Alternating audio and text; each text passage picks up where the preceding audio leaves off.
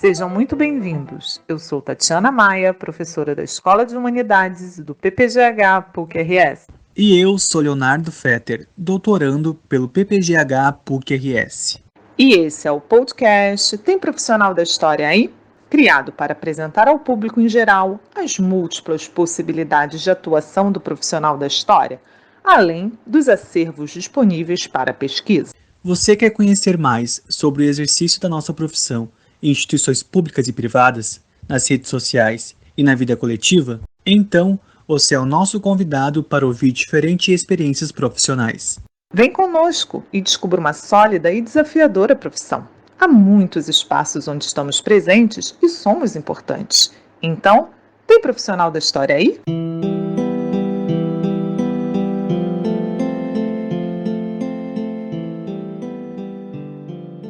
A nossa convidada de hoje é a professora Marta Rovai, professora adjunta da Universidade Federal de Alfenas, Unifal. Marta possui graduação e mestrado em História pela PUC de São Paulo, doutorado em História Social pela USP e pós-doutorado em História pela Universidade Federal Fluminense. É professora colaboradora da pós-graduação do Diversitas, na Universidade de São Paulo, e professora visitante do mestrado da Universidade Montes Claros, Unimontes MG. É pesquisadora do Núcleo de Estudos em História Oral da Universidade de São Paulo e do formato Processo de Formação e Profissionalização Docente, Formatio Unifal. É líder do Grupo de Pesquisa História do Brasil, Memória, Cultura e Patrimônio e coordenadora do Grupo de Estudos História Oral, Gênero e Diversidade na Unifal. É também coordenadora institucional do PIBID, na mesma instituição, e integrante da Rede Brasileira de História Pública. Atualmente, é a diretora regional Sudeste da Associação Brasileira de História Oral e vice-coordenadora do GT de Gênero da AMPU, Minas Gerais. É coordenadora do Núcleo de Atenção à Mulher na Unifal, atuando em oficinas e formação de professores de escola pública. É autora de diversos artigos e livros ligados à história oral, à ditadura militar, à história pública, às relações de gênero, raça e sexualidade, educação e direitos humanos. Muito obrigada, Marta, por essa entrevista.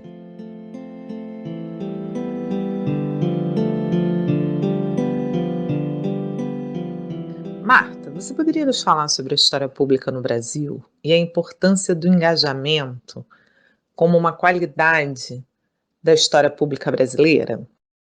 Bom, a história pública no Brasil, ela é nomeada assim, né, entendida assim, a partir de 2011. No primeiro encontro foi um curso, né, introdutório na Universidade de São Paulo, organizado então pelo Ricardo Santiago, a Juniele Rabelo, Ana Maria Mauad, né, e eu penso que a história pública no Brasil nasce, ela não é necessariamente articulada, mas ela nasce articulada no Brasil à história oral. Por isso que eu entendo que ela tem um engajamento muito forte, porque quando a gente pensa a própria história oral, né, na década de 80, 90 principalmente, ela vem desse debate em torno dos silenciamentos, em torno dos testemunhos ligados principalmente às ditaduras, né, na América Latina, não só no Brasil. Então, eu penso muito, eu enxergo muito a história pública também ligada a um movimento no ensino de história, né? Então, quando eu vejo a minha própria trajetória ali na década de 80, né, eu comecei a ser professora do ensino básico em 86, então a gente trazia essas discussões, que sujeitos são esses da história, que abordagens são essas, então aqueles encontros que a gente tinha na SEMP, na FDE, que eram lugares em que a gente se encontrava para debater isso. Então, quando eu penso em história pública, eu penso que ela é resultado deste processo muito especial no Brasil, que vem discutindo uma história em oposição àquela história sob a qual eu mesma fui educada, né, uma história heróica, silenciada, silenciosa, acho que não silenciosa, acho que silenciada, mas não silenciosa, né? Tanto que quando a gente tem o final da ditadura, há muitas vozes pensando aí essa história. Então, em 2011, a gente tem um marco que a gente nomeia História Pública, mas as práticas já vinham sendo realizadas e pensadas, mesmo que não nomeadas, né, a partir da história oral. Se a gente pegar a história oral ali, década de 80 e 90, muitos sujeitos e sujeitas estão ali tendo as suas vozes registradas e também pressionando o ensino de história, né? Eu não consigo desarticular essas três dimensões: história oral, história pública e ensino de história. Para mim, elas caminham juntos e vejo aí uma especificidade da história pública no Brasil. É daí que vem esse engajamento. Eu penso que mais do que uma formação técnica, profissional, como a gente vê, por exemplo, nos Estados Unidos, a criação dos bacharelados, a criação da pós-graduação de História Pública, agora que no Brasil se começa a pensar isso, porque eu acho que a gente não foi por esse caminho, não renegamos esse caminho, mas é outro, né? É esse caminho mais participativo, mais dialógico, mais voltado a muitos públicos que não são entendidos como públicos passivos para quem a gente publica a história, mas com quem a gente publica, a partir de quem a gente constitui a história pública, né? Então, o público, ele não é um fim de um produto. No Brasil, o público, ele está no meio do processo, ele está construindo junto o produto que importa menos do que o processo. Então, história pública no Brasil é processo, e eu acho que isso tem a ver com o ensino e tem a ver com a história oral.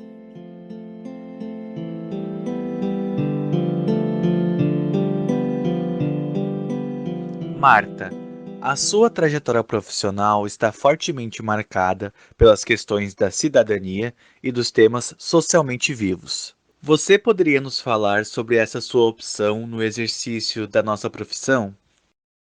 Bom, eu acho que começa em sala de aula, no chão da sala de aula do ensino básico, as experiências que eu tive, as escolas por onde eu passei, né, algumas escolas de centro, algumas particulares, mas também algumas de periferia. Então, nas escolas de periferia, aqueles alunos e alunas que me diziam assim: professora, presta atenção nesse mundo aqui, né? Então, eu lembro que a primeira vez que eu pisei numa escola no meio de uma favela, eu ficava pensando assim: meu Deus, eu não faço parte desse mundo, não é o meu mundo. E aos poucos eu fui percebendo que sim, era meu mundo, também era meu mundo, e da mesma forma que eu impactava aqueles alunos e alunas, as histórias, as trajetórias deles e delas me impactavam muito e me faziam pensar justamente sobre o que era uma aula de história, para que ela servia, como é que ela podia afetar a história daqueles alunos. Eu lembro que uma vez eu chorei numa sala e eu disse aos alunos: não adianta, eu falo e vocês vão embora e vão voltar para a favela do mesmo jeito, vai ser a mesma tragédia, né? E eles diziam assim para mim: não, professora, quem disse para você que a gente volta do mesmo jeito? A gente volta diferente. Então, aquilo me tocou de um jeito que, meu Deus, faz diferença. Então, eu sempre fui convocada pelos meus e pelas minhas discentes a pensar a história que eu ensinava e que eles me ensinavam.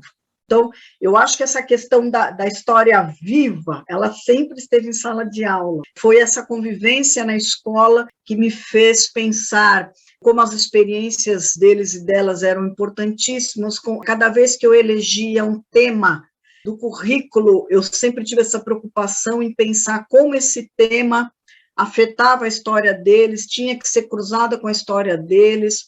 Não era dar este conteúdo ou não, era como produzir significado. Não importava o conteúdo, no fim das contas eu percebi isso, né? Importava menos o conteúdo, poderia ser uma escola particular em que a gente era obrigado a cumprir o livro didático, né? Mas como isso poderia ser trabalhado em sala de aula, como as experiências, como os saberes que eles tinham e elas podiam contribuir para que a minha aula tivesse importância. E daí, isso também tinha a ver com a cidade que eu morava, que eu vivo, que é a cidade de Osasco.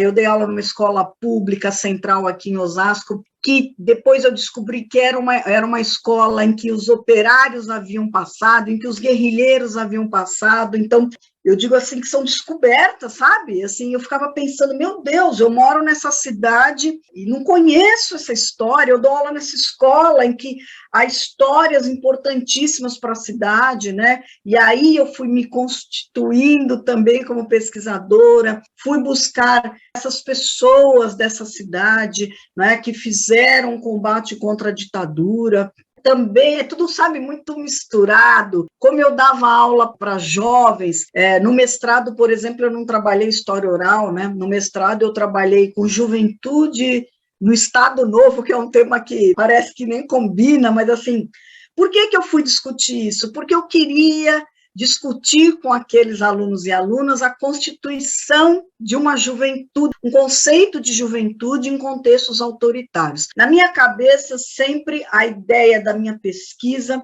tinha que passar por um debate público, embora eu não nomeasse, eu não conhecesse também a expressão história pública, né? Mas para mim sempre tinha que ter uma devolução, tinha que ter uma discussão, né? Então, porque sempre a ideia de uma produção acadêmica que não dialogava com ninguém sempre me incomodou.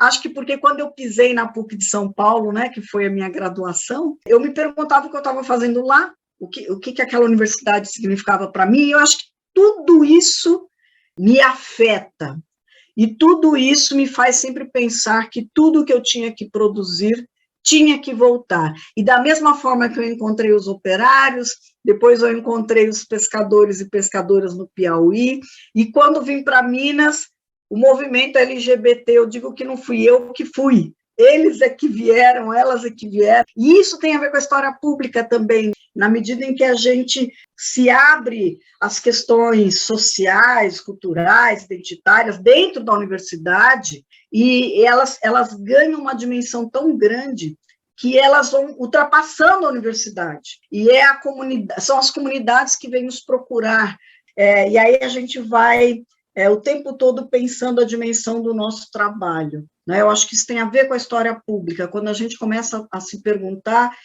como que o nosso trabalho pode afetar as pessoas e como estas pessoas nos afetam como indivíduos e como instituição.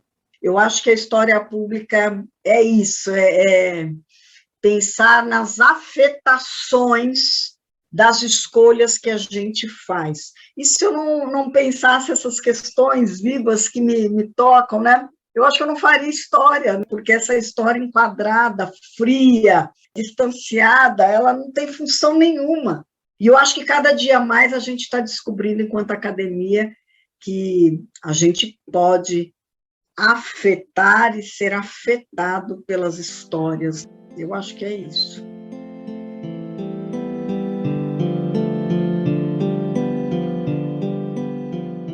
Você destaca a importância de sensibilizarmos nosso público e de sermos sensibilizados por ele.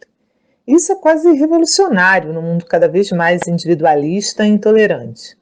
Como o professor de história pode gerar essa prática significativa e dos afetos que você tanto propõe? Bom, eu volto para a sala de aula. Eu penso que primeiro o professor tem que ter uma conduta de humildade. Eu acho que tem uma questão fundamental, que é a humildade para, usando aqui os termos do Rubem Alves, para ter olhos de ver, para ter ouvidos de escuta. Isso significa que a gente precisa entrar no chão da escola, pisar no chão da escola, sabendo que aquelas pessoas têm histórias, têm trajetórias, e que elas não são pessoas a quem a gente vai salvar, ou a quem a gente vai apenas dizer, né? Então, essa ideia de que a gente é que vai ensinar, a gente que veio da academia. Eu acho que a escola tem que se transformar num espaço de muitas brechas, de muitas pausas para as escutas, né? Eu acho que, como você falou, né, Tatiana, a gente está num momento de pouco diálogo, de muita pressa, tomados, então, por uma ideia desta tecnologia de uma velocidade enorme, de uma praticidade enorme, né, do ponto de vista de ganhos econômicos ou da rapidez da informação, e acho que a gente tem que começar a pensar que o nosso papel não é concorrer com esta tecnologia, com este excesso de informações. O nosso papel é entrar numa sala de aula ou produzir uma pesquisa que faça mediações nesses excessos, nessas velocidades, nessas imposições tecnológicas, e que a gente abra brechas para as escutas, que a gente tenha consciência de que é preciso abrir os espaços. A gente precisa dizer não. A gente precisa dizer não em sala de aula. Eu não vou aceitar isso. Eu não vou aceitar este currículo que omite, que silencia, que agride, que fere. Eu não vou aceitar uma pesquisa que se faça passar por uma ciência que, na verdade, não é neutra, mas ela é castradora, ela é opressora, né? Eu acho que a gente precisa, em primeiro lugar, dizer não a esse papel que muitas vezes a gente cumpre sem refletir sobre ele, sem pensar que a gente está produzindo essa mesma opressão, e ouvir, né? Então, em sala de aula, prestar atenção no que está acontecendo lá, no nosso aluno que é machucado, no nosso aluno que também está feliz, que quer compartilhar a alegria dele, no nosso aluno que tem histórias, sabe? Uma coisa que eu sempre procurei fazer, assim, no meio de uma aula, determinado tema, então, direitos humanos, democracia, corpos, eu abri o espaço para perguntar, por exemplo, sobre as ausências. Estamos aqui discutindo a Revolução Francesa.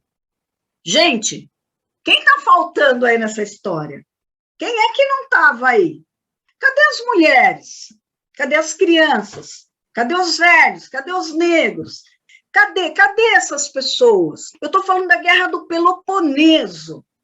Gente, o que é a ideia de guerra na periferia onde vocês moram?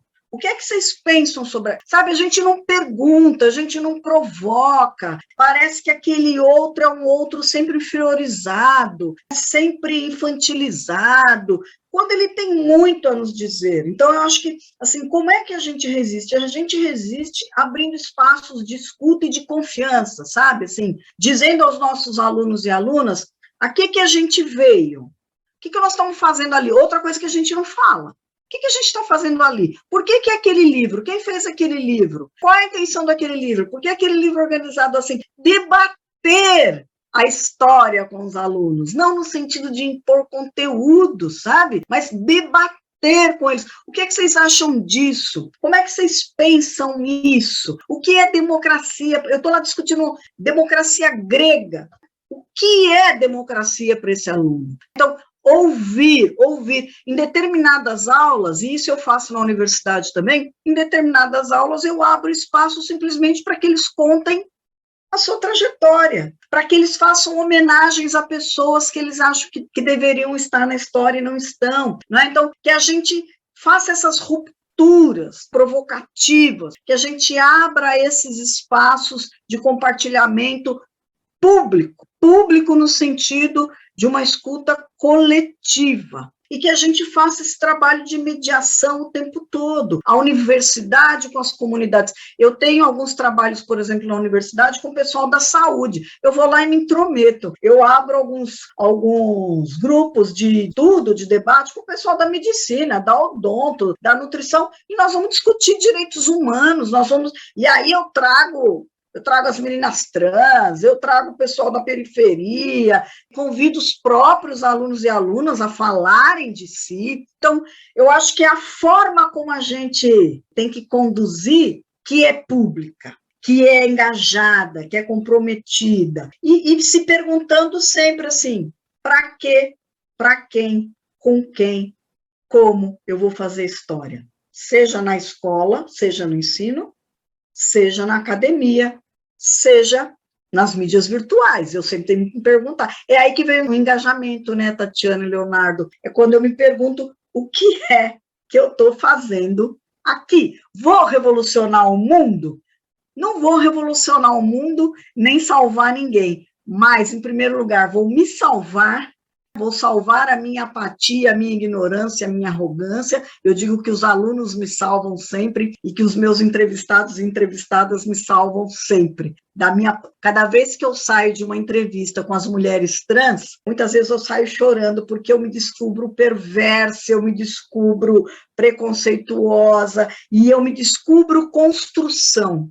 Eu me descubro uma sujeita em construção. Então, isso para mim é história pública, né? Isso para mim é história pública.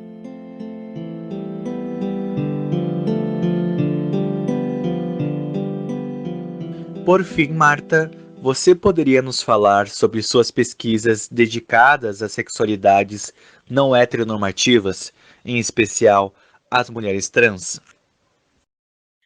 Então, esse tema foi um daqueles que me encontraram, né? Eu comecei fazendo um trabalho com o movimento LGBTQIA+, na verdade era o movimento gay de Alfenas, que era um movimento que nasceu em 2000, mas por homens, né, homossexuais, e nessa trajetória, ouvindo as histórias, eu me deparei, então, com as mulheres trans, que, quando fundaram o movimento, se identificavam como homens, né, homossexuais. E daí elas me dizem, isso aí que você está escrevendo não é a nossa história. Está faltando coisa aí. Você está escrevendo uma história de um grupo que nos oprime dentro do movimento LGBTQIA+. Bom, primeira coisa é isso. A gente começa a descobrir um debate, uma discussão que desmonta todas as universalidades categóricas, né, que a gente tem. E aí, quando elas me chamam para isso, eu falei, não, eu vou sentar para conversar com essas mulheres, e daí vem todo aquele aprendizado, é mulher trans, é travesti, a gente começa a perceber os nossos próprios limites, e o quanto a gente precisa aprender. Então, esse processo, né, de entrevistar as meninas trans ou travestis, porque muitas delas não fazem diferenciação, né, nesses termos, e é algo que eu também aprendi, né? Então, eu fui conversando com essas meninas e elas iam, assim, primeira coisa, ter que se rever enquanto pessoa cis heteronormativa. Primeira coisa, me revi aí. Segundo, ter que ler muito. E ler muito o que elas escrevem. Então, assim, muda toda a questão da bibliografia lida. Embora a gente tenha aqueles clássicos todos, mas eu comecei a ler muito as intelectuais travestis, né, no Brasil, que cada vez mais ocupam a universidade. Terceiro desafio, trazer este tema para dentro da universidade, fazer com que a universidade tenha esses espaços, né? Então, eu tenho feito um trabalho, lógico que não é sozinha, né, com outros professores também, de trazer várias palestras, rodas de conversa. Nós criamos 4 núcleos na universidade, 2 deles tratam de questões de gênero e sexualidade, né? Acolhida aos calouros este ano é uma acolhida feita com a Letícia Carolina, né, que é uma travestida da Federal do Piauí. Então, criar processos que promovam afetações na própria comunidade da universidade. E depois vem a questão principal para mim, que tem a ver com a história pública. Quando eu começo a registrar essas histórias, eu começo a me perguntar quem vai ler o livro. História pública para quem? História pública com quem? Quem é o público desse livro, afinal de contas? Como eu escrevo? E aí aquele desafio. Eu tenho que escrever algo que carregue, que assuma que a fala delas está ali. E aí aquela ideia da autoria compartilhada do Michael Frisch. Elas estão no livro. Eu não posso só falar sobre elas. Elas são a razão deste livro. E aí começa um processo de negociação sensacional com elas, que é trazê-las para escrever junto. Então, o livro tem 2 apresentações, uma minha, uma delas. Por que eu não fiz uma apresentação única? Porque nós somos diferentes.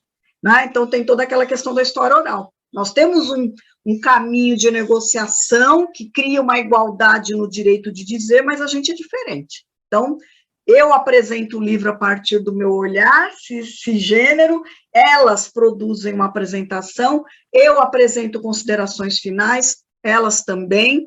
Eu apresento todas as narrativas inteiras, embora eu recorte para analisar, as narrativas delas estão inteiras no livro, e eu não submeti somente a narrativa a elas, eu submeti o livro.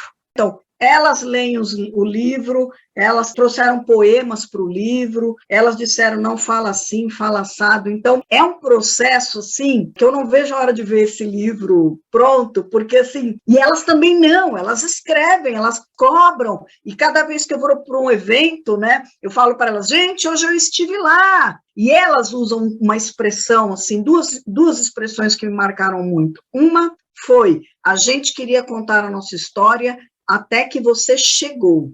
Então, assim, esta responsabilidade sobre a minha palavra. E a outra expressão que elas usam muito é leve a nossa voz, né? Então, essa expressão que tem a ver muito com a história oral, que não é dar voz, né? Mas é levar a voz. Eu digo que eu não falo por elas, são elas que falam através de mim. A minha voz é só um mecanismo de ampliação da voz delas, né, enquanto elas não puderem estar lá, e aí este desafio, eu não quero estar lá, eu quero que elas estejam junto comigo. Então, nos últimos eventos que eu tenho participado, eu sempre tenho trazido pelo menos uma delas comigo. Há um evento que a gente vai participar daqui a pouco na Uninove, em São Paulo, em que eu vou apenas mediar e a fala será delas. Então, é muita coisa que muda, né, Tatiana e Leonardo? Muita coisa, você começa a pensar numa série de coisas, não é só ir lá, ligar um gravador, ouvir e ir embora. Não dá.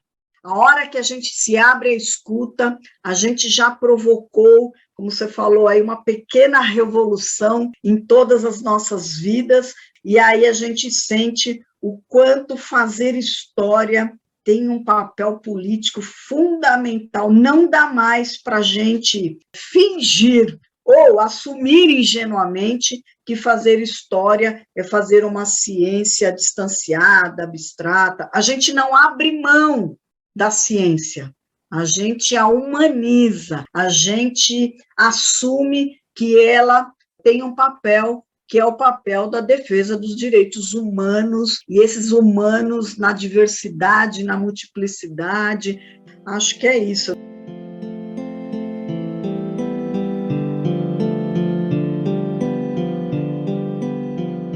Muito obrigada, Marta, mais uma vez, pela sua entrevista e participação no nosso projeto. E para todas e todos que nos acompanham, esperamos que tenham gostado dessa entrevista. Convidamos vocês para nos seguir no Facebook, no Twitter e no Instagram. Participem, comentem as entrevistas e sugiram temas. Será um prazer dialogar com vocês e construir esse projeto coletivamente. A música que inicia esse podcast é Atraente, composição de Chiquinha Gonzaga, de 1877. Fiquem bem e até o próximo episódio.